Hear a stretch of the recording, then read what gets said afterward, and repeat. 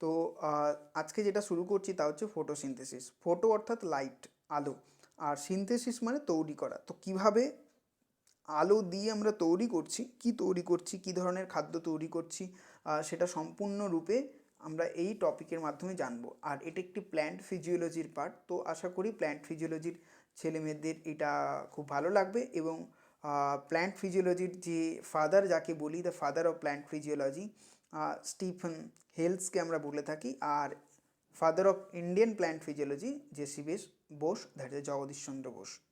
So এই plant ফিজিওলজিতে কিছু কিছু বেসিক টপিক থাকে, যেমন নাইট্রোজেন মেটাবলিজম, যেমন nitrogen fixation, carbon dioxide and also photosynthesis. তো এই ফটোসিনথেসিসকে আমরা প্রথমে আজকে ডিসকাশন করছি। তো এটি একটি redox reaction. It means the reduction reaction and also the oxidation reaction. তো এই দুটো মিলিয়ে একে আমরা বলছি that is the redox reaction. তো ফটোসিনথেসিস হলো এক ধরনের redox reaction. Another point, there is the anabolic reaction and also endothermic reaction. ধীরে ধীরে আমি বলবো কোনটা এন্ডোথার্মিক, কোনটা এক্সোথার্মিক, অ্যানাবলিক অর এর মতো যে বাকি যেগুলো রয়েছে সেগুলো ধীরে ধীরে আলোচনায় আসবো। তবে প্রাথমিক ইন্ট্রোডাকশানে যেটা গুরুত্বপূর্ণ, এটা ফটোসিনথেসিস ফর আমরা আলো ইউজ করে কিভাবে সিনথেসিস করছি, খাদ্য সিনথেসিস করছি, তার একটি প্রসেস নিয়ে আলোচনা করব। তো সেই জায়গাতে প্রথম যে ডেফিনেশনটা আছে আমরা দেখে নেব। Photosynthesis is a kind of reduction, oxidation and anabolic and endothermic reaction. এই উপরে যতগুলো কথা বললাম তারই একটা সারাংশ করে লেখা আছে যে photosynthesis is a kind of reduction, oxidation, anabolic and the endothermic reaction. তো এটা বিজারণধর্মী এবং এদের প্রত্যেকটি বাংলা করা খুব কঠিন, কিন্তু তাহলেও মোটামুটি এই ধরনের ডেফিনেশন আপনাকে মনে রাখতে হবে। তো মেনলি কি হয় এখানে, নর্মালি গ্রিন প্ল্যান্ট থাকে, ওখানে ধীরে ধীরে জানবো ক্লোরোপ্লাস্ট থাকে, এবং যেখানে লাইট আসে, লাইট কিন্তু ফর্ম অফ এনার্জি, যেটা মূল শক্তির উৎস সেটা হচ্ছে আলো। আর বাতাস থেকে কার্বন ডাইঅক্সাইড নেয়, আর কার্বন ডাইঅক্সাইড হলো একটি ইনঅর্গানিক কার্বনের সোর্স। আর তার সঙ্গে সঙ্গে কোনো উদ্ভিদ তার মূল দিয়ে জল নিয়ে থাকে। তো green plant, light, carbon dioxide, জল, এই সব মিলিয়ে এরা কার্বোহাইড্রেট তৈরি করে বা শর্করা। আর তার সঙ্গে সঙ্গে বাই প্রোডাক্ট হিসেবে অক্সিজেন O2 তৈরি করে। তো বেসিক কথা হিসেবে green plant, light, carbon dioxide এবং জল, এই মিলিয়ে এই পুরো অংশটা হয়। তবে এইখানে মনে রাখতে হবে যে এটি ইনঅর্গানিক কার্বন থেকে অর্গানিক কার্বনে রূপান্তরিত করছে। তো এই জায়গাতে the green plant with the presence of light, CO2 is transformed to the organic carbohydrate. So inorganic to the organic reaction. তো এই জায়গাতে এটা আমি বলে দিয়েছি অলরেডি। আর যেটা রয়েছে এইখানে তাহলে কী হচ্ছে, the light energy into the chemical energy is known as the photosynthesis. তো এই জায়গাতে যেটা আরেকটা ইম্পর্ট্যান্ট ব্যাপার হলো, তা হচ্ছে যে conversion of light energy to the carbohydrate is chemical to the chemical energy, it is known as photosynthesis. আর এখানে আর কি হচ্ছে, the formation of food, carbohydrate is the main food source. তো তার জন্য এই light of green tissues in the plant is known as photosynthesis. তো ফটোসিনথেসিসের তাহলে ডেফিনেশনে কী এলো, it's a kinds of reduction, oxidation and anabolic endothermic reaction in which the green plants with the presence of light and carbon dioxide and H2O, it form the carbohydrate, and as a byproduct it form as a oxygen. So in that process, that's a completely inorganic carbon to the organic carbon formation, and also conversions of the light energy to the chemical energy is known as the photosynthesis.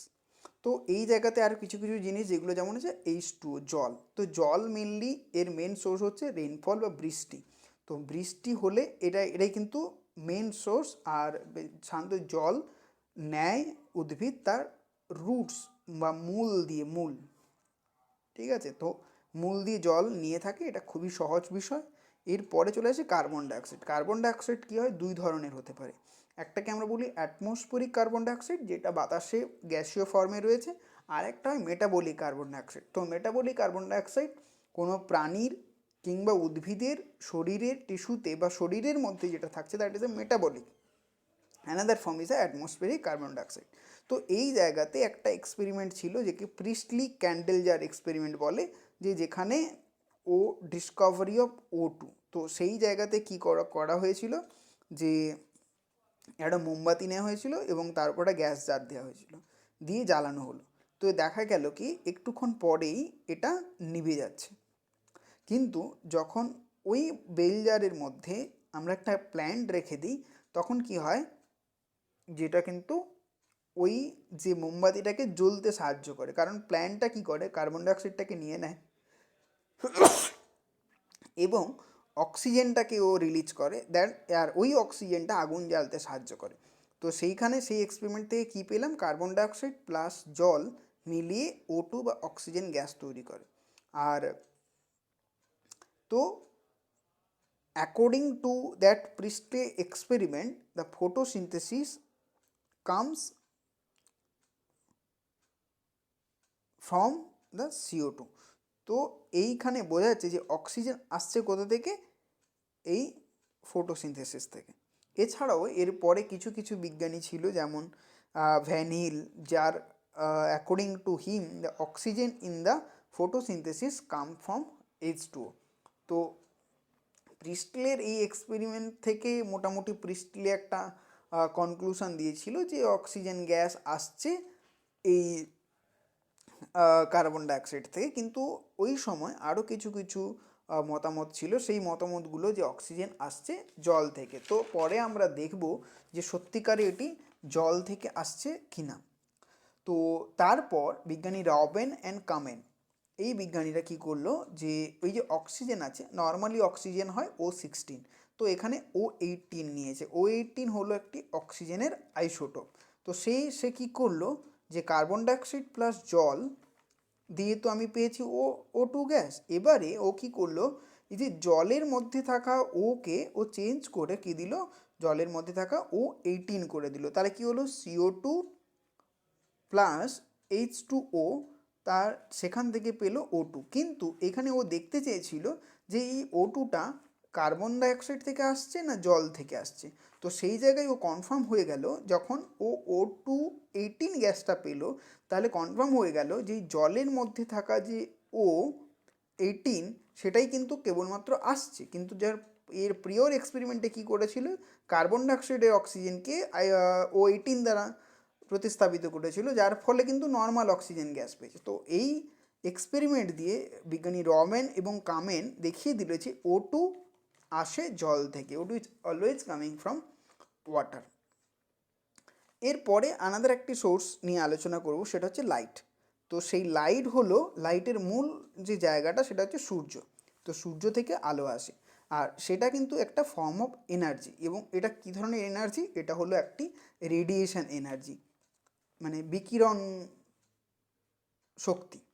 তো এবং অন্য আরও কনসেপ্টগুলো দিয়ে এরা কি বলতে চাইলো, যে আলো একটি ফোটনের সোর্স, এবং সেই ফোটনগুলো হতে পারে নর্মালি আলোকে আমরা দুটো নেচারে ধরতে পারি, একটাকে বলছি পার্টিকেল নেচার, আর একটাকে বলছি ওয়েভ নেচার। তো কোনো না কোনো সময় এটা ওয়েভের মতো বিহেভিয়ার করে, আবার কোনো না কোনো সময় পার্টিকেল বিহেভিয়ার করে। তো এই জায়গাতে আমরা ধরলাম কি, the energy of the photon, এই যে আলো আসছে তার এনার্জিটাকে আমরা কি বলছি, কোয়ান্টা। তো quanta it's the energy of the photon for light, and it has two form, one is particle form, another is the wave form. Okay, so to understand that wave form, তো আমরা এই আলোটাকে তিনটা ভাগে ভাগ করতে, তিনটা Axis এইভাবে ধরতে পারি, যেখানে কিন্তু একটা অপরের সঙ্গে 90 ডিগ্রি কোণে আছে। তো এই কোণ ধরলে এই যে ফিল্ডটা, একটাকে আমরা বলছি ম্যাগনেটিক ফিল্ড, অ্যান্ড আরেকটা ফিল্ড যেটা আসছে এটাকে আমরা বলছি কি, ইলেকট্রিক ফিল্ড। তো electric field and magnetic field একে অপরের পারপেন্ডিকুলার, তার সঙ্গে সঙ্গে লাইট যে ফ্লো করছে সেটা কিন্তু এদের ম্যাগনেটিক ফিল্ড ইলেকট্রিক ফিল্ডের সঙ্গে পারপেন্ডিকুলার। তো তিনটা একে অপরের সঙ্গে 90 ডিগ্রি কোণে রয়েছে এবং এইভাবে আলো মুভ করছে। তো লাইট হলো একটি ইলেকট্রোম্যাগনেটিক ওয়েভ এবং যেটার প্রপার্টি নর্মালি আমরা ভিজিবল লাইট দেখি একটা স্পেকট্রামের মধ্যে, সেই স্পেকট্রামটা হলো 400 ন্যানোমিটার থেকে 700 ন্যানোমিটার। তো নর্মালি আমরা frequency of that wave length energy আমরা বের করি ই ইকুয়ালস টু 1/λ। আর এই যে 400 থেকে 700 সেখানে আমরা দেখতে পাচ্ছি যে ভায়োলেট হলো 400 ন্যানোমিটার, তারপরে Indigo, blue, green, yellow, orange, red, and red হচ্ছে 700 ন্যানোমিটার। তাহলে আমাদের যে ভিজিবল রেঞ্জ, না আমরা যে রেঞ্জটা দেখতে পাই সেটা হচ্ছে 400 থেকে 700 মধ্যে। আর এই 400 থেকে 700 মধ্যে একে আমরা বলি পার। পার ইট মিনস ফটোসিনথেটিক্যালি অ্যাক্টিভ রেডিয়েশান। মানে এই অ্যাক্টিভ রেডিয়েশান মানে সক্রিয় বিকিরণ যেটা কিন্তু কার জন্য? ফটোসিনথেসিস, আলোক সংশ্লেষের জন্য সক্রিয় বিকিরণ পার, সেটার ওয়েভ লেন্থটা আমরা 400 থেকে 700।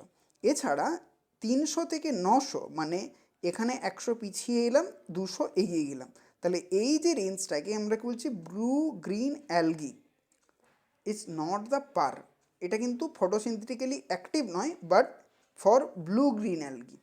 ওকে, তো এরপরে একটা এক্সপেরিমেন্ট আছে, এঙ্গেলমেন্ট এক্সপেরিমেন্ট। আশা করছি পরের দিন এটা নিয়ে বলবো।